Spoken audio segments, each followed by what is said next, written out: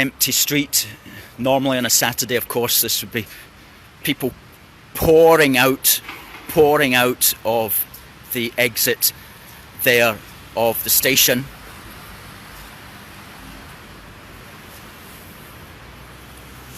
One person comes out, and that's an employee of the station.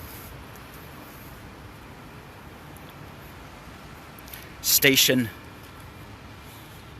is dead. Remember, this is a Saturday before Christmas.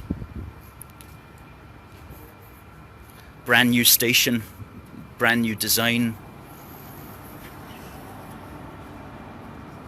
Empty.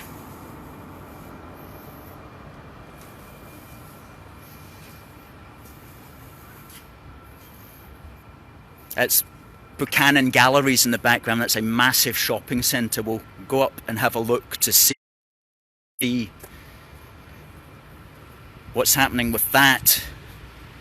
That would be getting massive business right now.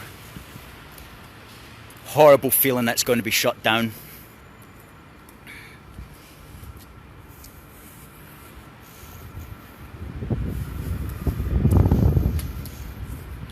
Yeah, so who is speaking for us?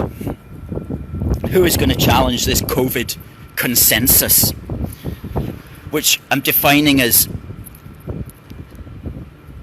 a situation where stopping people getting COVID is assumed to matter more than anything else, more than any other health issue, even to the point where people will be allowed to die so long as it is not from COVID, where it matters more than any other social or economic issue and more than our ordinary freedoms, such as freedom of speech, assembly and travel, which are being removed in order to enforce compliance with this consensus. So let's get to the top of Buchanan Street right now. All these shops just closed down. There'd be tens of thousands of people on this street during the course of any normal Saturday.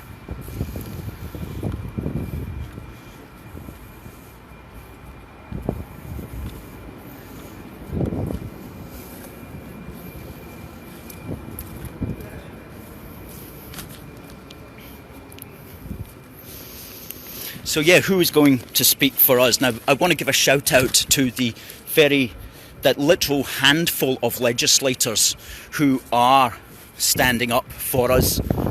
Nobody in Scotland, I might add. There are two in London, David Curtin and Peter Whittle, who are Assembly members of the London Assembly. They are the only two in London who speak out against the COVID consensus and the destruction of central London. There is one Tory MP in Westminster called Sir Desmond Swayne, who does good work, but he is literally one man. And there is Lord Sumption in the House of Lords. But apart from those four characters, I cannot think of any others. If you can, please tell us. There's certainly nobody in Scotland. If you are an SNP, MSP, you will not dare to speak out against Nicola Sturgeon. Let's just have a look in here to see what's happening with Buchanan Galleries, which is the biggest shopping centre in Glasgow. What's it saying on the door here?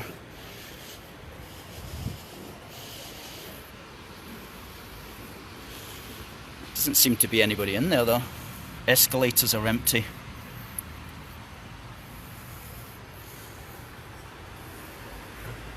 There's an employee coming to the door. So let's go up to the top and take a look down the whole place.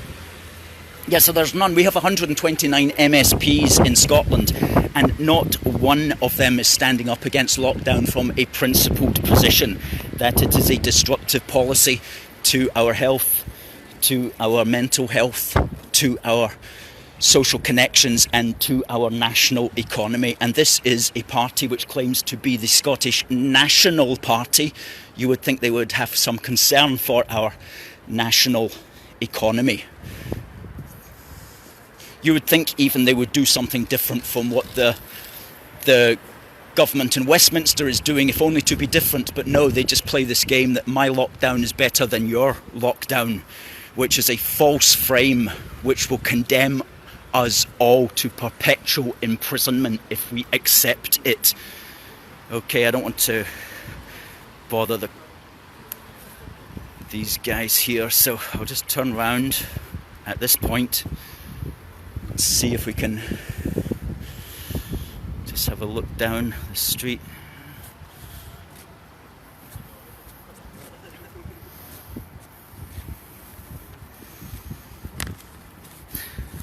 Who else have we got in Scotland who might speak for us? Well, you'd think maybe the Alternative Party, like the Scottish Cabbage Party, would speak for us. They should be into things like alternative health. If they were true ecologists, they would be. If they were true ecologists, they would be standing up against this as completely the wrong way of dealing with a virus. But of course, they're not true ecologists. They are simply imposters who have got a social agenda based upon identity politics, nothing to do with true environmentalism or such like things.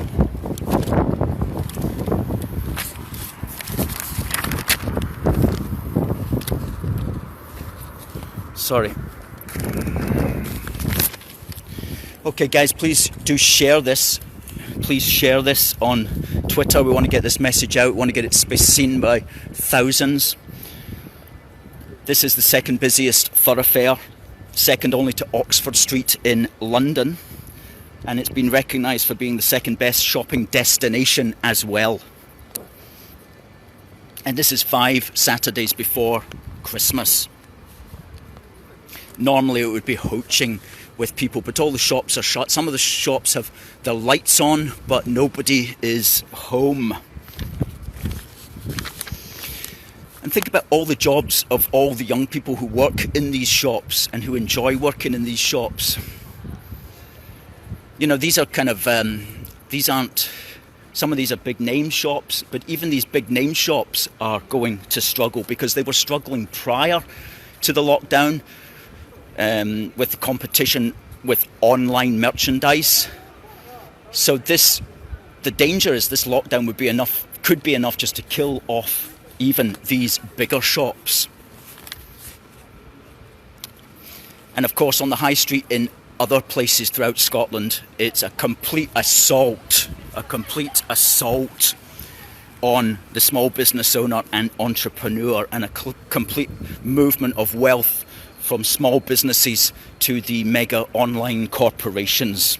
And this is all being done under a Scottish so-called national government. And this is an absolute disgrace, because who in the right mind now would want to set up a small business in Scotland and try to employ people if you knew that the Scottish administration could simply come along and close you down on the basis of some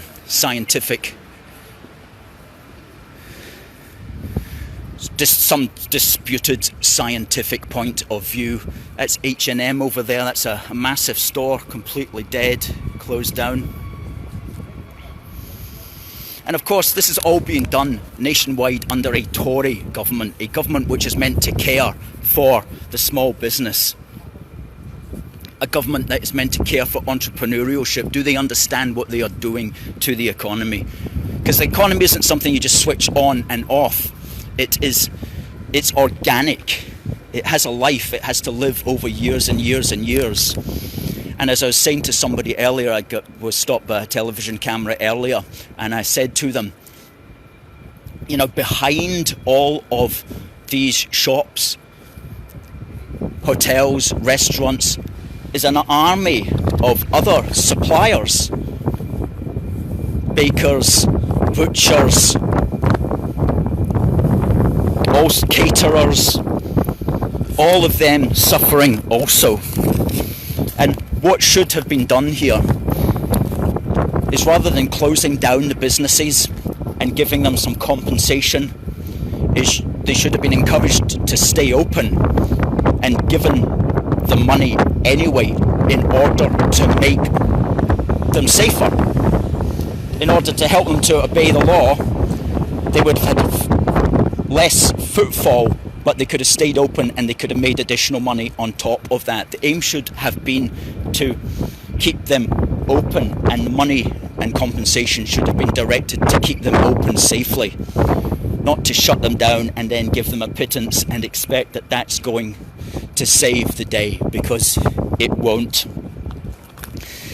And Glasgow, like all big British cities now, the centre of it depends entirely upon service industry and tourism.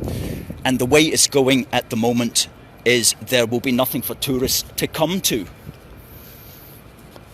if any service industries are able to remain. So politicians need to step up here, and they need to do their job, and they need to provide opposition, which is to say they need to articulate different views. And who is going to do that? Because it is literally their job to do that. They are there to serve us. We are not here to serve them and their crazy schemes. So whether it is the British government or the Scottish administration, the MPs and the MSPs are not doing their job. And you know what? They're getting extremely well paid for not doing their job. The average wage of an MSP is £64,500. Okay? £64,500 to nod your head when your party leader speaks and tells you what to think. What an absolute sinecure. What an absolute disgrace that these people don't look at their money and say, with this kind of money, I should really be speaking up for everybody who's losing their job. My advice to the MSPs is, if you're going to get behind this lockdown, how about you forgo your income? How about you forgo your money? Okay? Because you're literally putting everybody out of work while you sit there on your £64,500 income to do this. A disgrace. So what can we do? Well, we can vote against these people on the 6th of May. But if you are an MSP and you're standing down anyway next year, then you've got nothing to lose. So you should speak out. You should speak out. So for that handful, and I don't care if you're SNP or Tory or whatever, but if you're standing down next year, you can speak out safely, okay? You can speak out safely, and you should do that if you want to have a clear conscience.